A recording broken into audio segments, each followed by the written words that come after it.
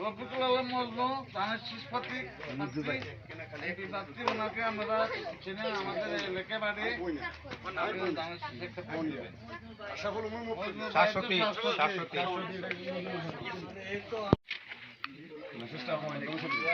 BNP থেকে আছি, আমরা ধানের শীষে ভোট চাই। রফিকুল আলম মজনু ধানের শীষ প্রার্থী, ধানের শীষে একটা ভোট দেবেন, তার একটা মানুষ সালাম দেবেন। ঠিক আছে, সবাই একটু বললেন বাড়ি। বিসমিল্লাহির রহমানির রহিম। আমার ফেসবুকে নিয়মিত প্রচারিত সময়ের কথন নামক অনুষ্ঠানের সকল ফলোয়ার, ভিউয়ার এবং দর্শকবৃন্দকে জানাচ্ছি আসসালামু আলাইকুম। আপনারা জানেন গতকাল 27 জানুয়ারি বাংলাদেশ ফেনী 1 সংসদীয় আসনে বাংলাদেশ জাতীয়তাবাদী দল বিএনপি ধানের শীষ প্রতীকের প্রার্থী মুন্সি রফিকুল আলম মজনু দিনব্যাপী পরশুরাম পৌরসভার বিভিন্ন এলাকায় গণসংযোগ ও 2টি উঠান বৈঠক করেছেন। এদিকে ওনার পক্ষে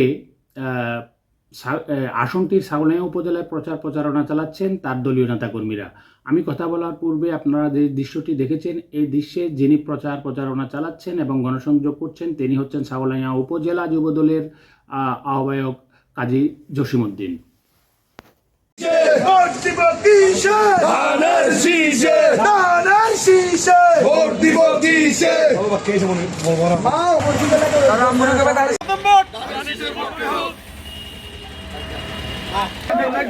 না ভাইয়া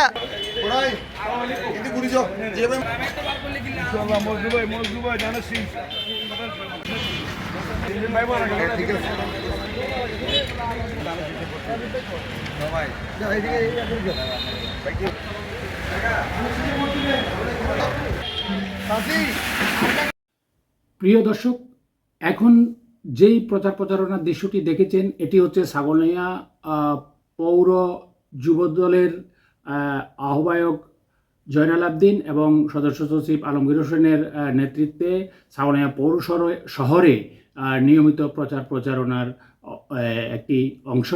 এই প্রচারণা তারা নির্বাচন অবধি অব্যাহত রাখবেন বলে জানিয়েছেন।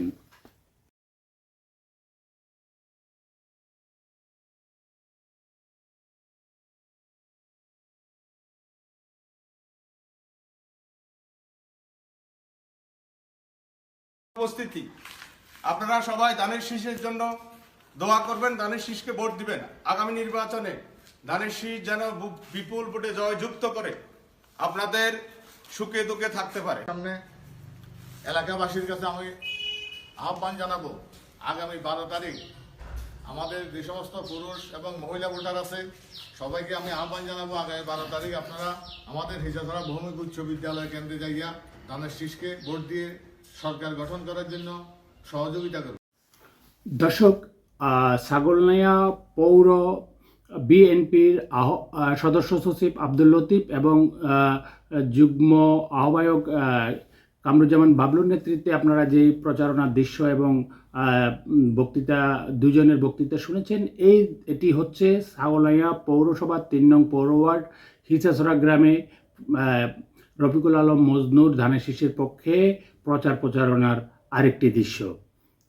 সবাই ভালো থাকবেন, সুস্থ থাকবেন এই কামনায় বিদায় নিচ্ছি। আসসালামু আলাইকুম ওয়া রাহমাতুল্লাহি ওয়া বারাকাতুহু।